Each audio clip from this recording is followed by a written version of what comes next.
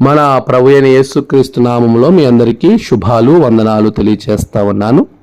స్త్రీల ఆదివారం కొరకు ఏర్పాటు చేయబడిన దైవలేఖన భాగములు రాజులు 2వ గ్రంథం 22వ అధ్యాయం 14 నుండి 20, తిమోతికి రాసిన 2వ పత్రిక 3వ అధ్యాయం 16 నుండి 17, లూకాసు వార్త 2వ అధ్యాయం 36 నుండి 38. ధ్యాన అంశము ప్రవక్తి హుల్దా, ధైర్య విశ్వాసములు గల స్త్రీ. ప్రవక్తి హుల్దా, ధైర్య విశ్వాసములు గల స్త్రీ.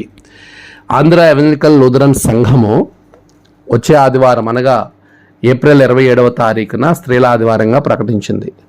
దానికి కలిగిన పరిశుద్ధ గ్రంథ నేపథ్యాన్ని మనం గమనించినట్లయితే, యేసుక్రీస్తు ప్రభు వారు చనిపోయి తిరిగి లేపబడిన తర్వాత ఆదివారము తెల్లవారుజామున కొందరు స్త్రీలు ఆయన లేపబడి ఉన్నాడు అనే సంగతి తెలియక అక్కడికి వెళ్ళడం, ఆ విషయము వారు గ్రహింపగలిగిన వారై వారిచ్చినటువంటి సందేశాన్ని శిష్యులకు అందించడానికి, ఆయన లేచి ఉన్నాడు అనేటువంటి పునరుద్ధాన సందేశాన్ని అందించుటకు స్త్రీలు వెళ్ళడం అనేది మనం గమనిస్తాం.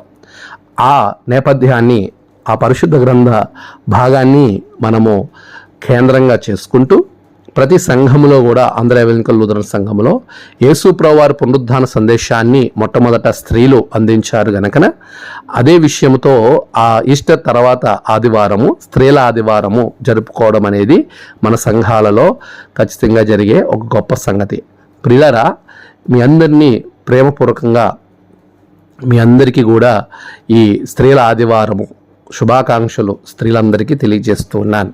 ప్రియులారా, మనము జ్ఞాపకం చేసుకోవాల్సిన విషయం, హుల్దా ప్రవక్తి ఆవిడ చేసినటువంటి అద్భుతమైన కార్యాలను మనం ధ్యానం చేస్తూ ఉన్నాం.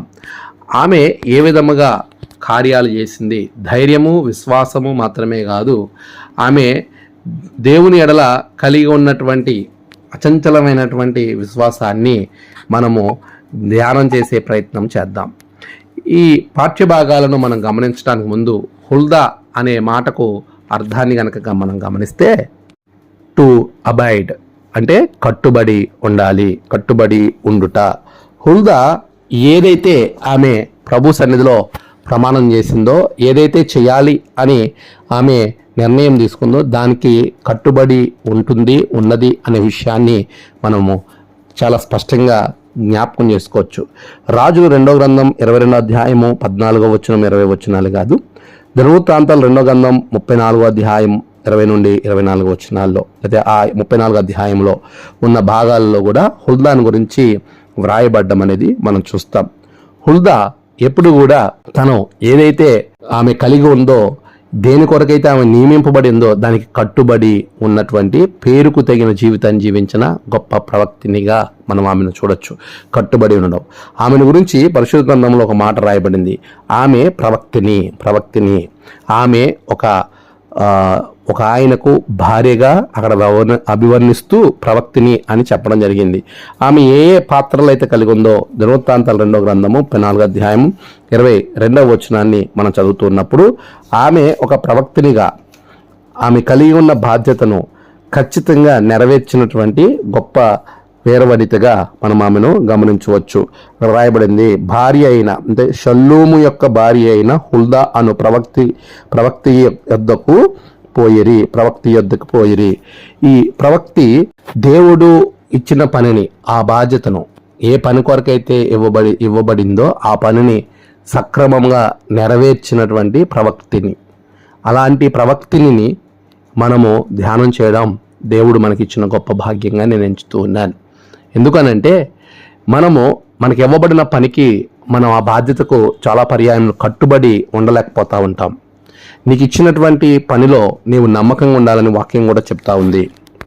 ప్రసంగి గ్రంథము 9వ అధ్యాయ 10వ వచనం, చేయుటకు నీ చేతికి వచ్చిన ఏ పని అయినను నీ శక్తి లోపం లేకుండా చేయము. మన శక్తి లోపం లేకుండా ప్రతి పనిని, మనకి ఇవ్వబడిన పనిని మనం చేయాలి.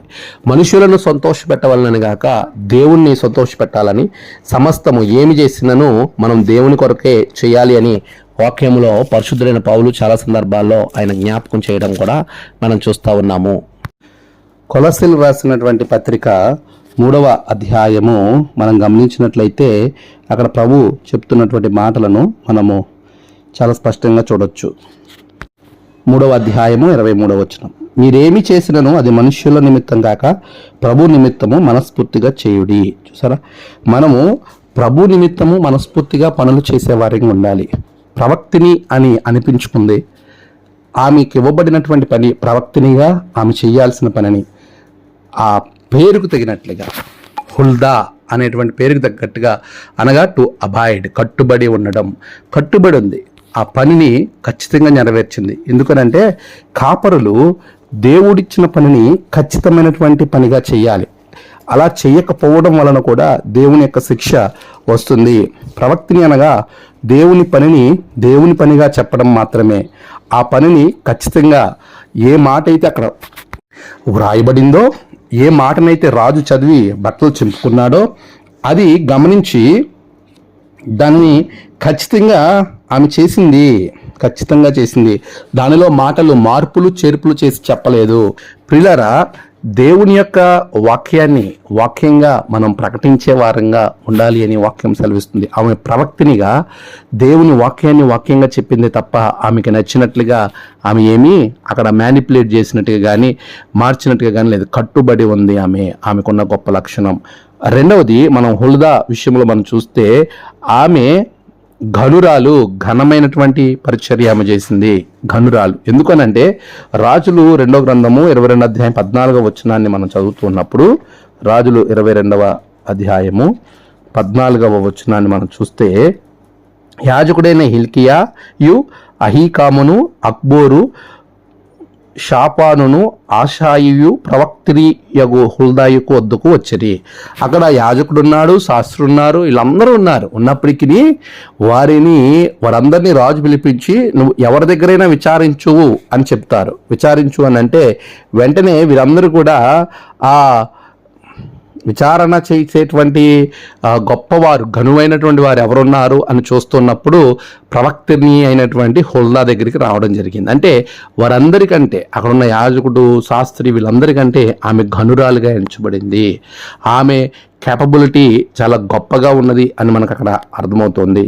ఈమె గురించి పరిశుద్ధ గ్రంథంలో చాలా క్లుప్తంగా వ్రాయినప్పటికీ ఆ ఉన్న కొద్ది వచనాల్లో నుండే ఎన్నో సంగతులను ఈమెను గురించి మనము నేర్చుకోవడానికి వీలు కలుగుతుంది అనే విషయాన్ని జ్ఞాపకం చేస్తూ ఉన్నాను.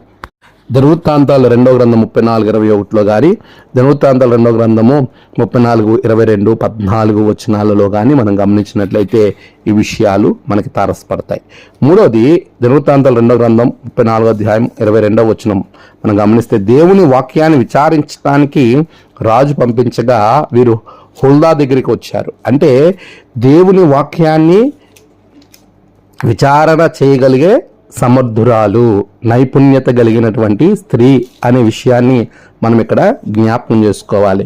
అప్పుడు హిల్కియాయును రాజు నియమించిన వారును సంగతిని గురించి విచారణ చేయుటకై ఎక్కడికి వచ్చారంటే షల్లూము యొక్క భార్య అయిన హుల్దా అను ప్రవక్తిని వద్దకు పోయిరి. చూసారా, విచారణ చేయడం, దేవుని వాక్యము అది నిజమా కాదా అని విచారించేటువంటి దైవిక జ్ఞానం కలిగినటువంటి, నిపుణత కలిగినటువంటి గొప్ప స్త్రీగా మనము హుల్దాని చూడొచ్చు.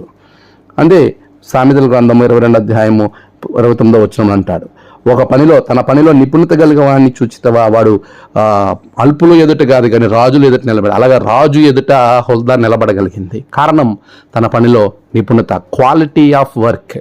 మనం చేసే పనిలో క్వాలిటీ ఉండాలి. మనం చేసే పనిలో సమర్థత కలిగి చూపించగలగాలి. అలా ఉన్నప్పుడు మనల్ని దేవుడు ఉన్నత స్థాయిలో పెడతాడు. అలాగా దేవుడు హుల్దాని ఉన్నతమైన స్థాయిలో నిలబెట్టడానికి కారణము అనే విషయాన్ని జ్ఞాపకం చేస్తూ ఉన్నాను. హుల్దా హర్షషుకు పుట్టిన తిక్వా కుమారుడును, వస్త్రశాలకు పై విచారణకర్తయు షల్లూము యొక్క భార్య అయిన హుల్దా అనే విషయాన్ని మనం గమనించాలి.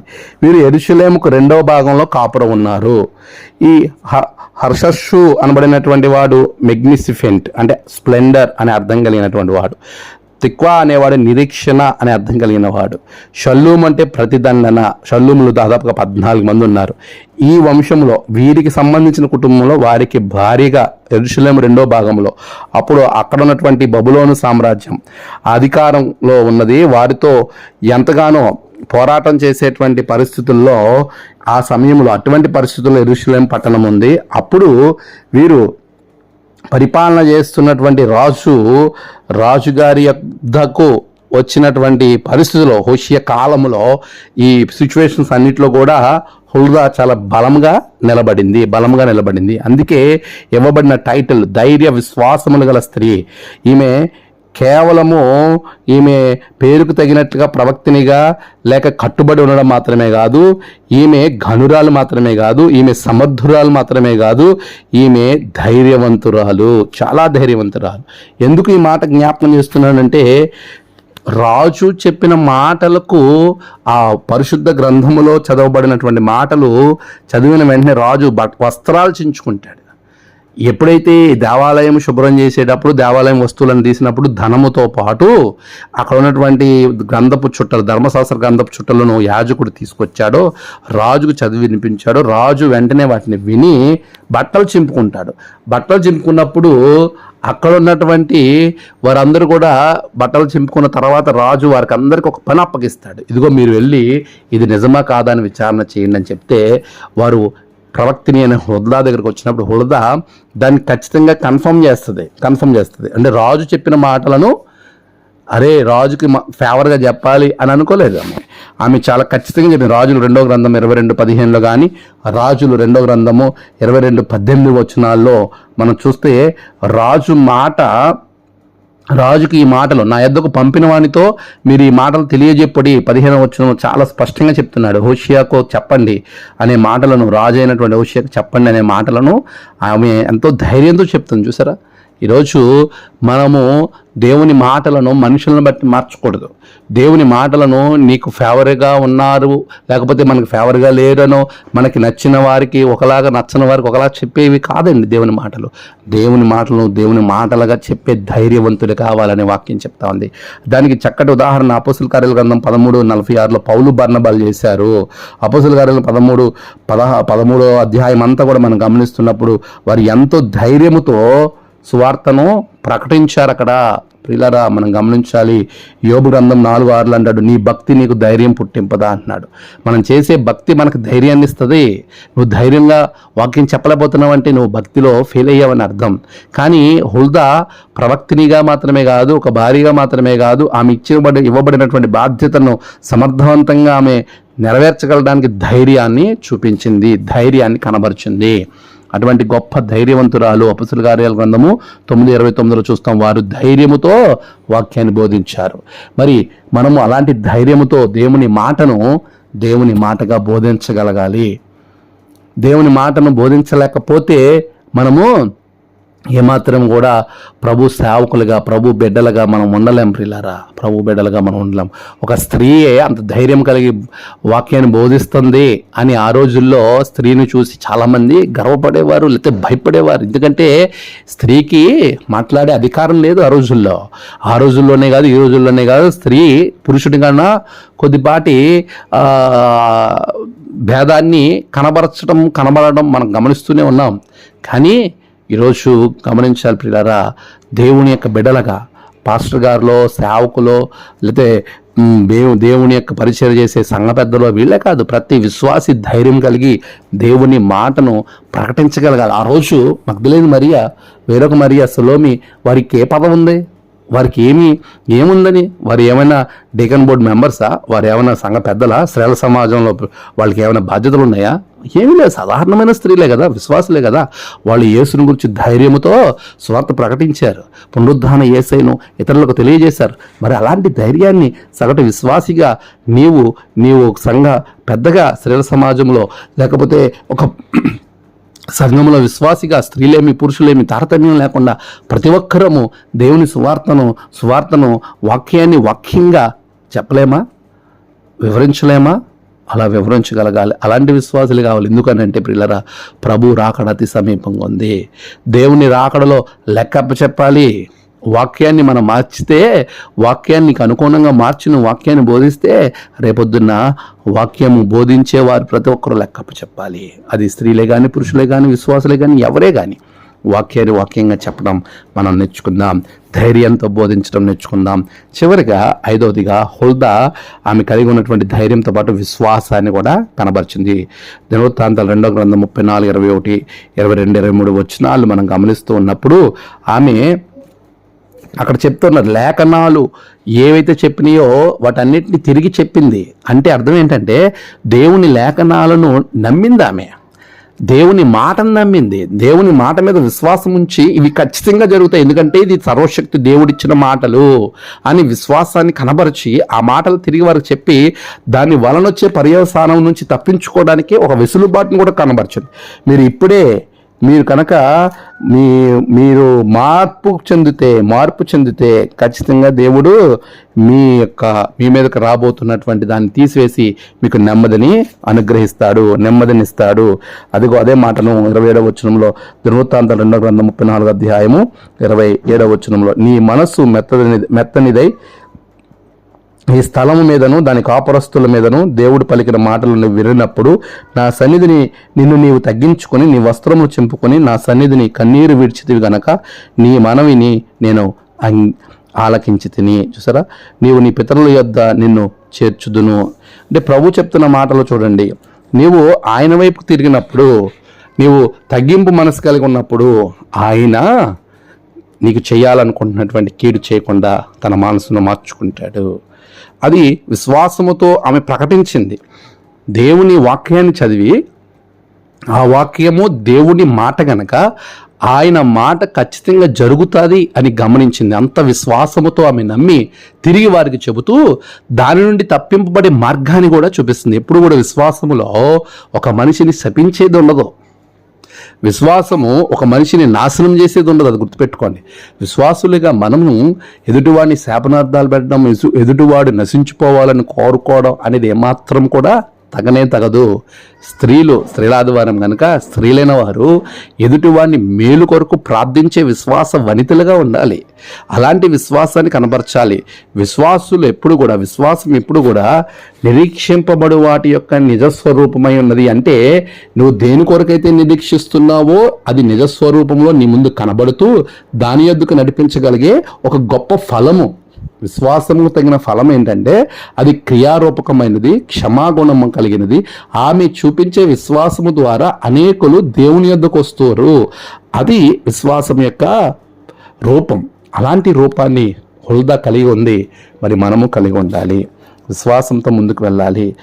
అన్న అదే చూపిస్తుంది తన ప్రజల కొరకు, ప్రజలందరి విమోచనకు. చూసారా, విశ్వాసము చూపించేటువంటి ఫలం ఏంటంటే, విశ్వాసముకు తగిన ఫలం ఏమిటంటే నీవు నీ ప్రజల యొక్క విమోచన కొరకు నువ్వు కనిపెట్టాలి. అది అసలైనటువంటి ఫలం.